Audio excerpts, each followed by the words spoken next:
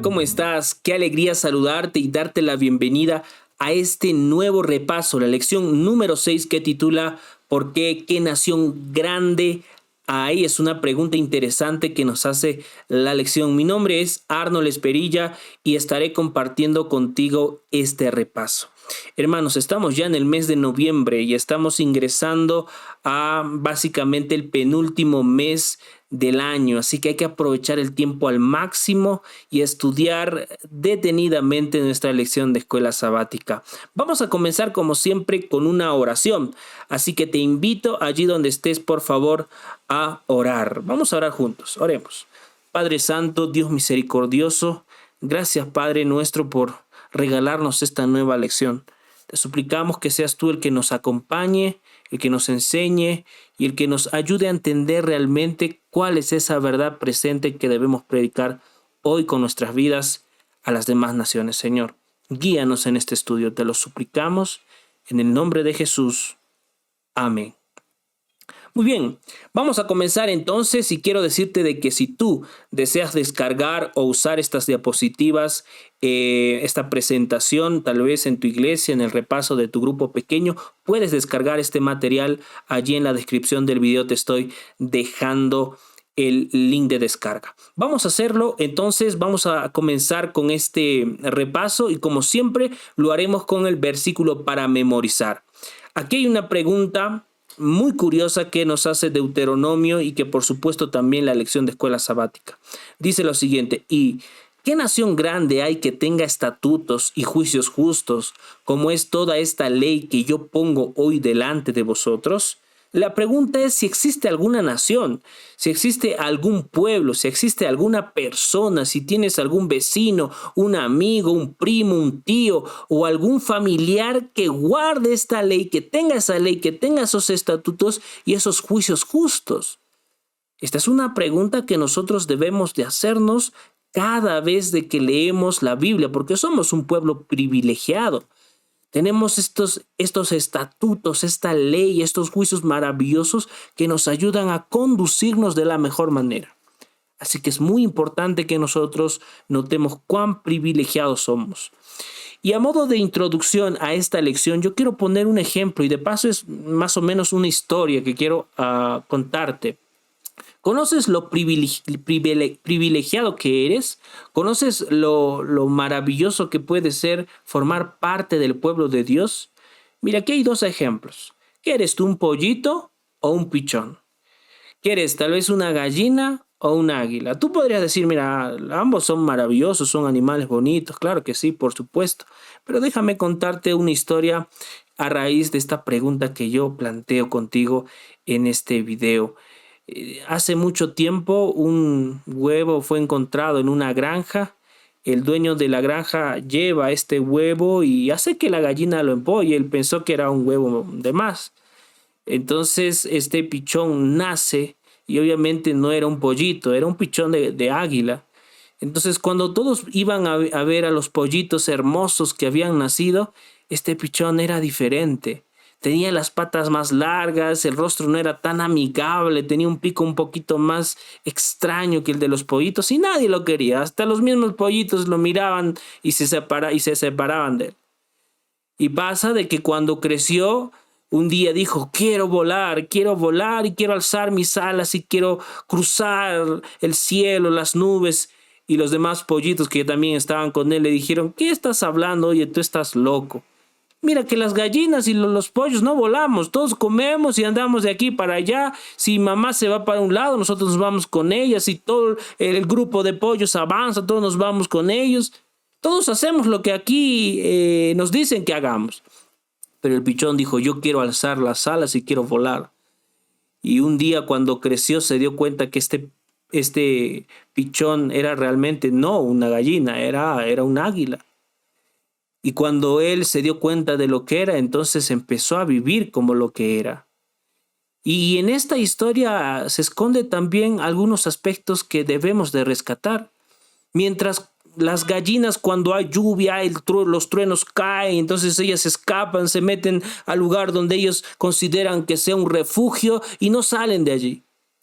En cambio, las águilas, cuando hay tormentas, cuando ellas vuelan, las águilas vuelan más alto que las nubes, incluso a coste de su propia vida, porque un trueno o un rayo los puede alcanzar y puede acabar con ellos. Pero cuando ellos deciden subir y escalar hasta lo más arriba que puede existir en las nubes, entonces desde ahí empiezan a volar tranquilas y ven las nubes negras por abajo y empiezan a volar. Podemos rescatar muchas cosas de las águilas, hasta cuando se alimentan. Mientras los pollos comen lo que les dan y a veces lo que encuentran, las águilas tienen una dieta balanceada. Ellos son diferentes en muchos aspectos. Las gallinas mueren de muchas maneras y sabemos cómo las matan. Muchas veces son trágicas, pero hasta cuando un águila va a morir tiene mucho que enseñarnos, porque estas antes de morir suben al pico más alto, al cerro más elevado, y es allí donde ellas descansan, porque ellas han entendido que han nacido para estar en lo alto, y Dios quiere que tú sepas eso. Y mientras el mundo te trata te trata como si fueses una gallina más del corral, Dios te trata como si fueses un águila real, un pichón que está aprendiendo a volar.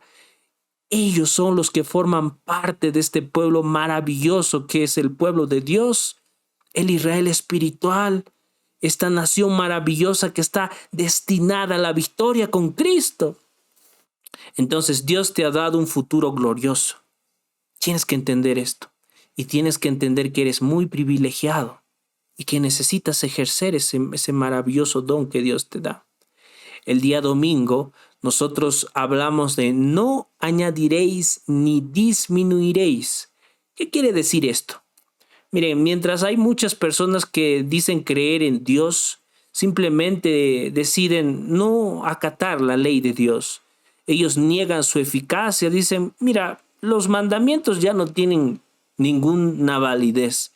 Lo curioso es que ellos deciden o dicen creer en Dios, pero niegan la validez de los mandamientos. Es como yo decir, mira, yo te amo, pero no te voy a respetar y no te voy a ser fiel. Eso es más o menos lo que ellos dicen. Entonces, ¿cómo puede uno expresar el amor cuando no se somete a los mandamientos de Dios? Y a muchos de ellos no les gusta lo que ven, porque la ley es un espejo que refleja quiénes somos nosotros. Mientras nosotros somos codiciosos, ávaros, a veces somos renegones, gritones, lastimamos a las personas, los 10 mandamientos dicen amaréis o no haréis daño, no trataréis bien a las personas. Los mandamientos dicen honrarás a tu padre y a tu madre, no codiciarás cosa alguna de tu prójimo. Y a muchos no les gusta lo que los 10 mandamientos dicen, entonces simplemente deciden quitarlos de ellos. Pero vamos a leer la Biblia, porque Deuteronomio capítulo 4, versículos 1 al 2 dice algo muy interesante. Dice así: ahora pues, oh Israel, oye los estatutos y decretos que yo os enseño, para que los ejecutéis y viváis, y entréis y poseáis la tierra que Jehová el Dios de vuestros padres os da. No añadiréis a la palabra que yo os mando, ni disminuiréis de ella, para que guardéis los mandamientos de Jehová vuestro Dios que yo os ordeno. ¿Cuál era el mandamiento aquí, apreciado hermano? No hay que quitarle nada ni añadirle a la palabra de Dios, porque ella es santa, su ley es inmutable, no puede cambiar. Lo interesante es de que cuando Jesús estuvo en la tierra, los fariseos y algunos de los que eran autoridades de la ley en aquel entonces empezaban a cuestionar a Jesús, porque ellos simplemente habían cambiado, habían añadido a la ley. Mientras el mandamiento decía no harás ninguna cosa en el Shabbat, ellos decían, mira, no vas a hacer ninguna cosa, y añadieron, mira, no tienes que hacer esto, no tienes que prender fuego, no tienes que caminar, no tienes que mirar, no tienes que levantar nada, tienes que estar con... Yo no sé qué más decir, pero ellos dijeron así. Entonces tenemos que entender de que no debemos añadir nada ni quitar nada a la ley de Dios. Esto es muy importante que entendamos, porque si hacemos eso nos podemos perder. El día lunes hablamos, o mejor dicho, trató de una historia muy interesante que debemos de leerla con mucho cuidado. El lunes tituló Baal Peor. Es uno de los, entre comillas, dioses que adoraban los paganos en aquel entonces. Primero, cuando Satanás te tienta, él lo hace por el apetito, por alguna cosa que a ti te gusta. Puede ser el dinero, pueden ser las mujeres, puede ser el apetito, la comida, puede ser los vicios, el carro, los lujos, el alcohol, las drogas. Porque Satanás dice, primero voy a por la mente y luego me iré por el ser entero. Porque él quiere eso. Él te tienta, pero su finalidad es destruirte por completo. Él no solamente te va a dejar para un rato, no solamente hay muchas personas que piensan que ellos usan al enemigo, usan la tentación, juegan con fuego, no es así. Y aquí hay una historia en la Biblia, la trágica historia de Zimri y Cosbi. Debe ser un ejemplo a no seguir. Satanás primero seduce la mente, la lleva a dar rienda suelta al lado inclinado por el pecado y finalmente la transgresión no acaba allí, pues la intención de Satanás es destruir al ser humano espiritualmente y deshonrar a Dios. ¿Por qué? ¿Qué quiere decir esto? Porque cuando Dios te invita, pongamos un ejemplo, te invita a que tú empieces a consumir drogas. Entonces lo primero que vas a hacer es consumir y cuando ya no puedas más, entonces vas a empezar a deshonrar a Dios. Porque Dios te ha creado esa imagen y lo que la gente verá en ti será un hombre destruido. Y Satanás no sabes cuánto se alegra cuando ve a los hijos de Dios destruidos, dando lástima, porque ellos dicen, mira, Satanás y los demonios se ríen diciendo, mira, esa es la imagen de Dios, un hombre botado en el suelo, destruido, una mujer esclavizada por el dinero, un hombre que es totalmente enfermo por las enfermedades de transmisión sexual, un hombre que está muriéndose en el hospital porque no supo controlar su apetito. Mucho de eso nosotros hoy tenemos que estudiar y verlo desde un punto de vista muy, muy cuidadoso. Deuteronomio capítulo 3 al 4 dice, vuestros ojos vieron lo que hizo Jehová con motivo de Baal Peor, que a todo hombre que fue en pos de Baal Peor destruyó Jehová, tu Dios, de en medio de ti. ¿Qué quiere decir esto? El versículo 4, mas vosotros que seguisteis a Jehová vuestro Dios, todos estáis vivos. Y más adelante hablaremos un poquito de lo que dice aquí. Pero yo quiero ahora que busques en tu Biblia Números, porque estamos hablando de un evento que pasó en la Biblia. Números capítulo 25, versículos 1 al 15. Vamos a leer lo que dice aquí. En la versión Valera de 60 titula Israel acude a Baal Peor. Miren, dice así el versículo 1. Moraba Israel en Sitín y el pueblo empezó a fornicar con las hijas de Moab. Cuando hablamos de fornicar, la Biblia nos explica de que se habla de la transgresión, de juntar lo santo con lo pagano, entonces se hace profano y empieza la fornicación. Pero específicamente aquí fornicar está hablando del acto sexual. Entonces dice de que el pueblo empezó a fornicar con las hijas de Moab, las cuales invitaban al pueblo a los sacrificios de sus dioses y el pueblo comió y se inclinó a sus dioses. ¿Por dónde entró Satanás? Entró por la mente.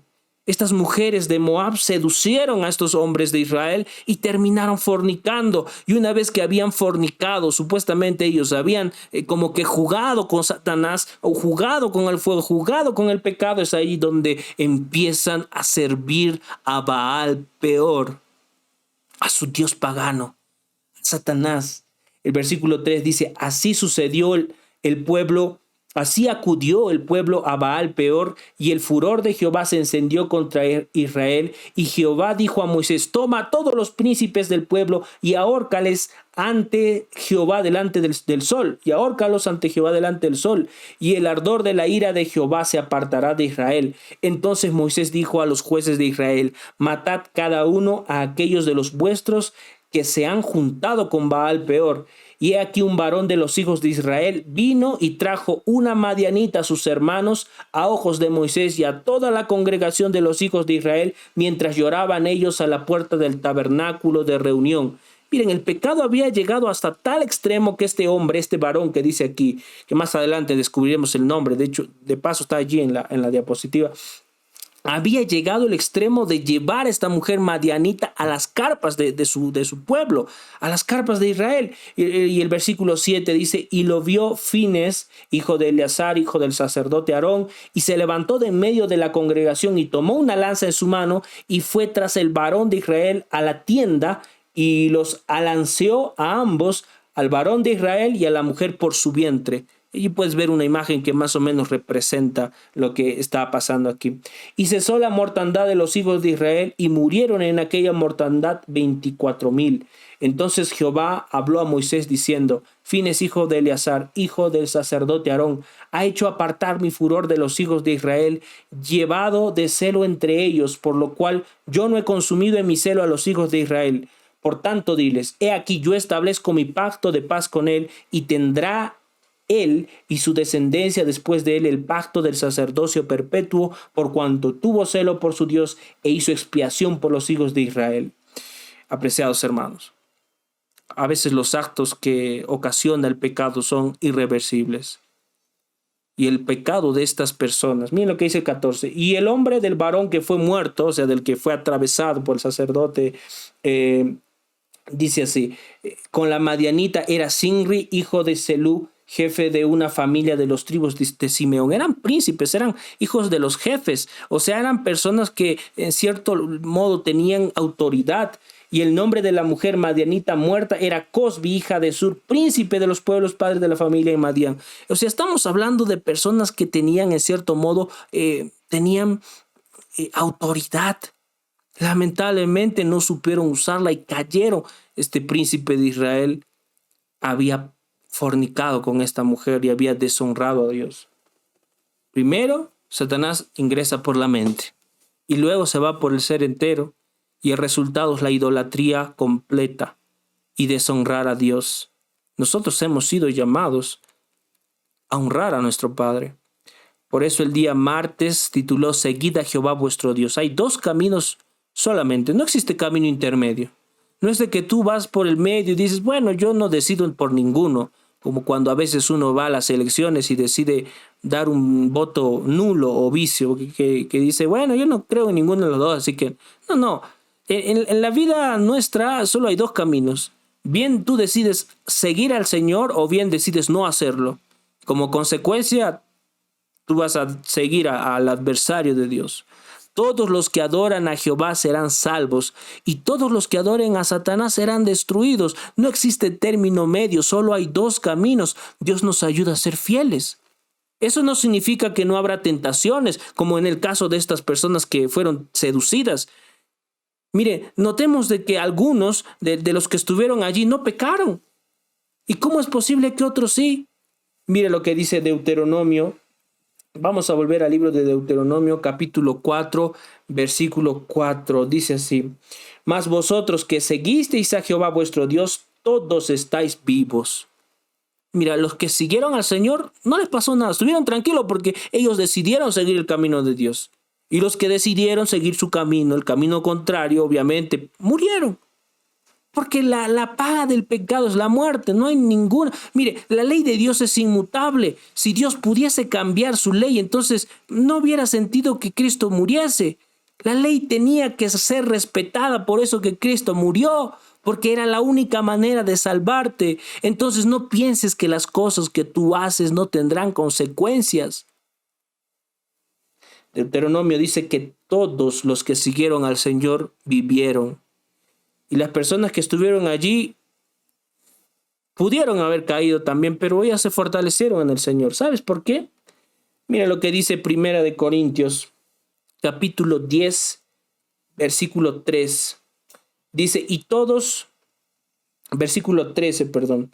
No os ha sobrevenido ninguna tentación que no sea humana, pero fiel es Dios, que no os dejará ser tentados más de lo que podéis resistir, sino que dará también juntamente con la tentación la salida para que podáis soportar. Y déjenme decirles que la intención de Satanás en este evento en el cual los hijos de Israel fueron tentados y fueron para adorar a Baal Peor, la intención de Satanás fue que todos fuesen, no solamente un grupo, pero hubieron unos que fueron fieles al Señor. Entonces ellos fueron tentados, pero dice la palabra de Dios de que Dios es fiel, que Él nos fortalecerá en los momentos difíciles de la tentación. Así que no tienes que temer, ni tampoco victimizarte, decir de que no, que tú eres carne, que por ser carne no vas a... No, tú puedes vencer el pecado. Es tu decisión. Y el día miércoles tituló: ¿por qué ¿Qué nación grande hay? ¿Qué nación grande? Y mira, esta foto me hace recordar mucho al grupo de jóvenes que predican, que comparten, que visitan, que entre ellos están fortaleciéndose, que se llaman, que oran juntos.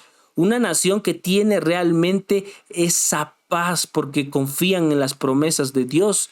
Ellos saben que si mañana pasado pierden el trabajo, que si mañana pasado terminan olvidándose de algo y les va mal en algo, cae. La Biblia dice 7 veces cae el justo, pero se vuelve a levantar. Entonces, esta nación grande es la nación que confía en Dios, un pueblo diferente, real sacerdocio, un pueblo maravilloso al cual tú puedes pertenecer si decides seguir al Señor. Israel tiene el privilegio de predicar de un Dios todopoderoso. ¿Qué nación hay que tenga un Dios personal? Dime, ¿qué nación o en dónde vas a encontrar tú a una persona que te diga, mira, no te preocupes, yo sé que estoy enfermo, sé que estoy triste, sé que estoy mal, pero confía en mi Dios y sé que mi Dios me va a ayudar? ¿En dónde vas a encontrar a algún tipo de personas que crean en Dios a pesar de que están en tribulaciones? Porque ellos saben el poder de su Dios, que lo cuida, que lo protege, que ayuda. Este es nuestro Dios personal. Hoy somos un pueblo privilegiado y con una misión especial. Tenemos que entender esto, es un gran privilegio, igual que el águila. Dios te ha hecho para que vueles por lo más alto. No te ha hecho para que estés por abajo, mirando a los demás, haciendo lo que todos hacen. Si uno se va por acá, tú también. No, Dios te ha hecho con un propósito especial. Eres una nación grande en el Señor. Por eso el jueves tituló Vuestra sabiduría y vuestra inteligencia. Porque Dios, cuando llama a su pueblo, lo capacita, le enseña, lo instruye, los hace sabios, inteligentes, grandes, pequeños. Hay tantos niños que yo a veces me admiro cuando hablan, predican de Cristo, oran de una manera increíble.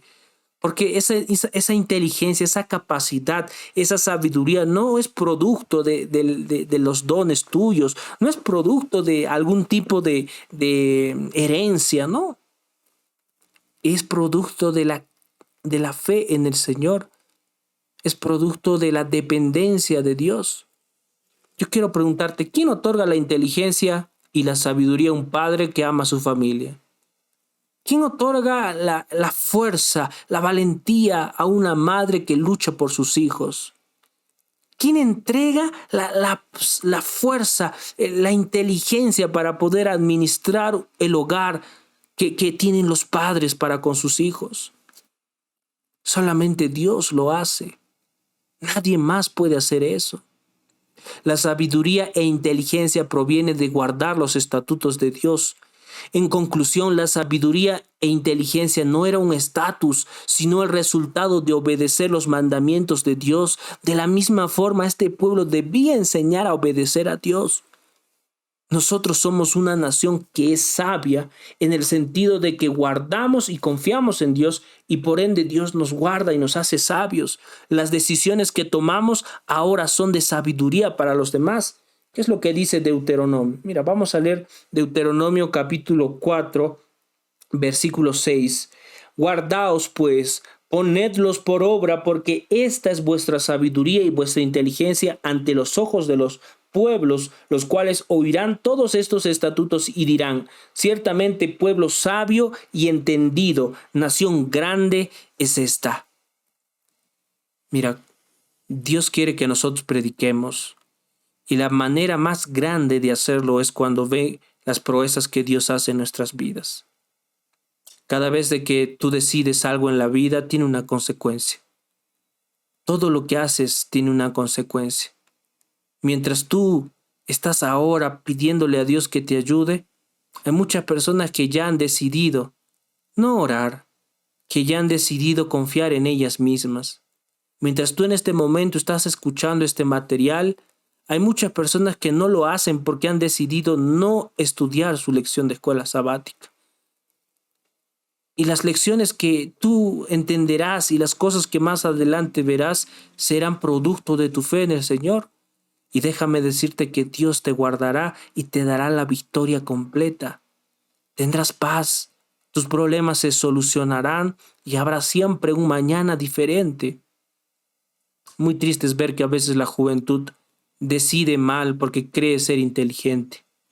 Decide mal porque tiene una sabiduría vana, momentánea, del momento. Y terminan equivocándose y destruyendo su vida. Por eso el jueves tituló Vuestra sabiduría y vuestra inteligencia es producto de la obediencia a Dios. Yo quiero decirte ahora algo interesante. ¿Por qué nosotros debiésemos de pedirle a Dios sabiduría? No es para vanagloriarnos. No es para que la gente crea que nosotros somos mejores o sabios o entendidos. De paso, la palabra de Dios dice que Dios, de lo necio del mundo, de lo vano de este mundo, tomó para humillar a los sabios de este mundo. Entonces, cuando hablamos de la sabiduría y de la inteligencia, estamos hablando de un don maravilloso que es usado en pos del Evangelio, a razón de nuestra obediencia. La hermana Elena dice algo muy interesante en Consejos para los Maestros, página 414. ¿Dónde encontramos ley más noble y pura y justa que la que presenta en los libros los estatutos que registran las instrucciones de Moisés a los hijos de Israel? Primera pregunta. Segunda pregunta. ¿Y de qué otra fuente podemos obtener tanta fuerza o aprender tan noble ciencia? La tercera pregunta es, ¿qué otro libro enseñará a los hombres tan bien a amar, temer y obedecer a Dios? ¿Qué otro libro presentará a los estudiantes más ciencia ennoblecedora, más admirable historia? Solamente la Biblia, apreciado hermano y hermana.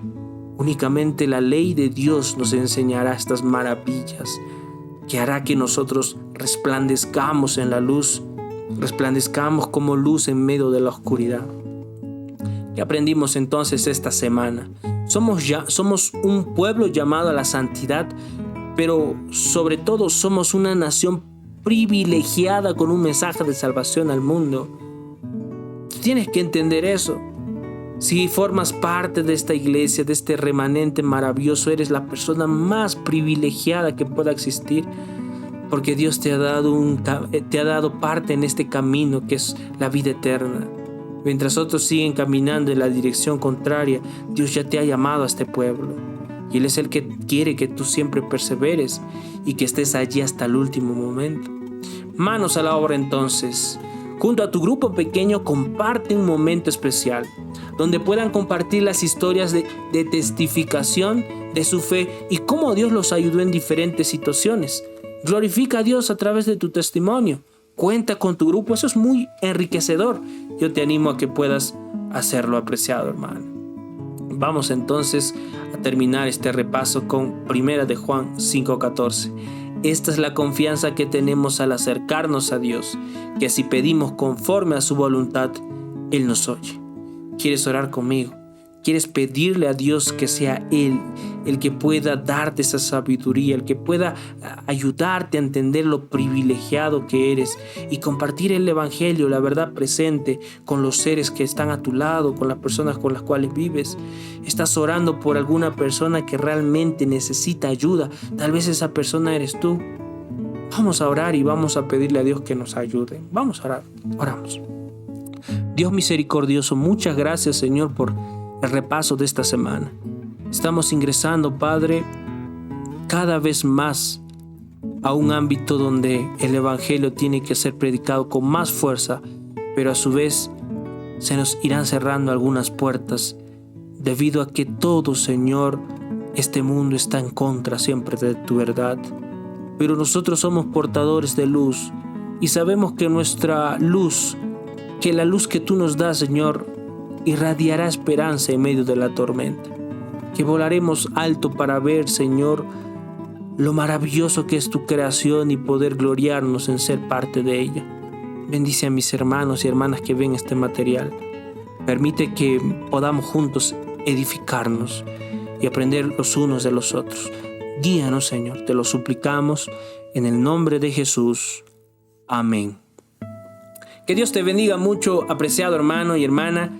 Gracias por ver este video, por llegar hasta aquí.